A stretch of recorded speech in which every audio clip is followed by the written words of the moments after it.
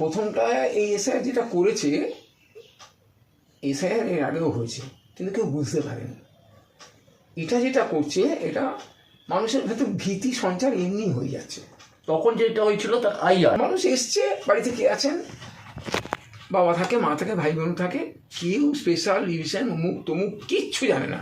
আমি আজকের voter list 2002 আমার কাছে পড়ে আছে সব, সেখানে লেখা খুঁজে দিচ্ছি স্পেশাল স্যার শুনে রাখুন, 2002 সব ভোটার লিস্ট আমার কাছে আছে, একদম হার্ড কপিগুলো, প্রিন্ট কপি না, হার্ড কপি। তো ঘটনা হলো তখন মানুষ বুঝতেই পারেনি এসব। তাহলে এখন এটা করা কেন? মানুষের ভেতর প্যানিক ক্রিয়েট করা। আমি তো মনে করি ভোটার লিস্ট সংশোধন তো সারা বছর হয়, আমরা প্রতি 3 মাস অন্তর এটা এখন হচ্ছে আবার। তো তা নিয়ে স্পেশাল এই ব্যাপারটা কী? তার মানে তুমি ইন্টেনশনালি মানুষকে বোঝাতে চাইছো যে বিশেষ কিছু হতে চলেছে। এবার তুমি কোন সম্প্রদায়কে বাদ দেবে, কাকে রাখবে, এটা তো তার মানে উদ্দেশ্য প্রণোদিত, মানুষকে বিভ্রান্ত করা না। মানুষ জানতেই পারতো না। যদি এসে বলতো আপনার বাড়িতে কে আছে, আমি প্লেন বলি তো আমার বাড়িতে এই আছে, এরা থাকে, এই বাইরে আছে, এই, তার জন্য এত ঢাক ডোল, এত কী আছে।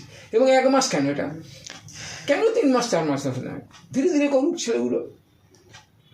আজকে রাহুল গান্ধী যে আওয়াজটা তুলেছে, আপনি কি মনে করছেন বাস্তব যে ভোট চুরি হচ্ছে? 100 বার। তার মানে কি আপনি বলছেন যে বাংলায় সেই ভোট চুরি একই প্রসেসে বিহারে যেমন হয়েছে এই বাংলাতে হবে? শোনেন, বিহারে তো যেহেতু ডবল ইঞ্জিন সরকার ছিল, অনেকটাই সুবিধা হয়েছে, অনেকটাই সুবিধা হয়েছে।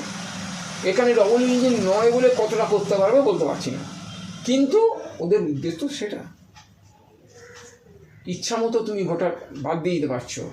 তুমি ভোটার লিস্ট বেরোবার আগে একদিন যদি 3 লক্ষ লোক ঢুকিয়ে দিতে পারো, ভোটের পর দেখা যাচ্ছে ভোটের হিসেব নেই। 7,45,000 ভোটার বলছো, তুমি 7,45,00,000 ভোটার বলছো, ভোট পড়ে গেছে তাই 42 লক্ষ জায়গায় 45 লক্ষ ভোট পড়ে যাচ্ছে।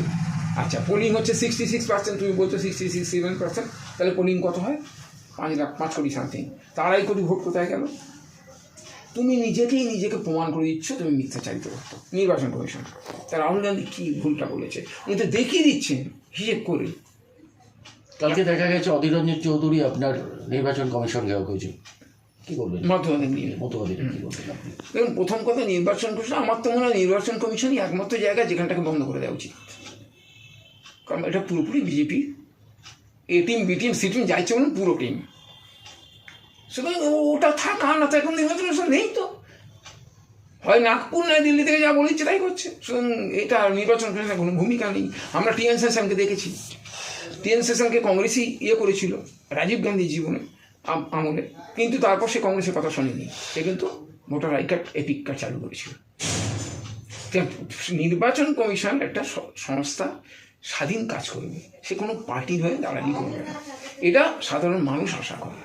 এই যে এসআইআর হচ্ছে, এত লোকের মৃত্যু হচ্ছে, এত লোক ঘর ছাড়া, এই যে মৃত্যুটা, এটা কি কাম্য? কংগ্রেস কি মনে করছে?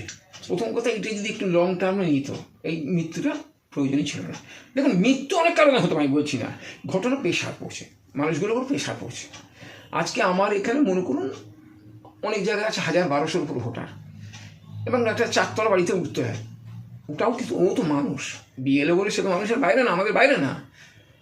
তো সেই মানুষটা কী করে একজন মানুষের পক্ষে 1200 লোকের কাছে মিট করতে হবে? আমি জানি যেখানে হিন্দি বলে কোথাও বাড়িতে যাচ্ছে না, বিজেপি যেটা এখানে বলছে বাড়ি বাড়ি যাওয়া, ঠিক আছে, বাড়ি বাড়ি যাওয়া না, ওরা তো বাড়ি যাচ্ছে না, এক জায়গায় বসে নিজেরা করাচ্ছে।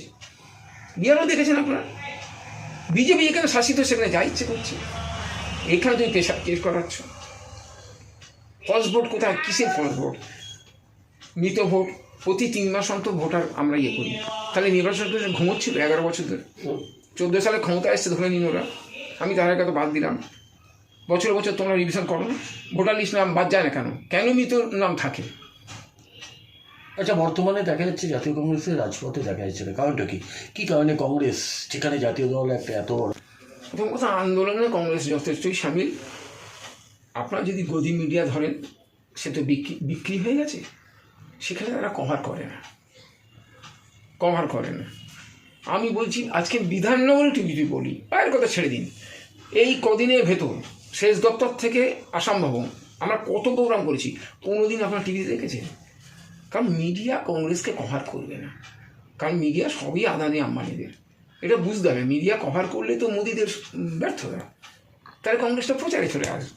তো মিডিয়া কেন প্রচার করবে?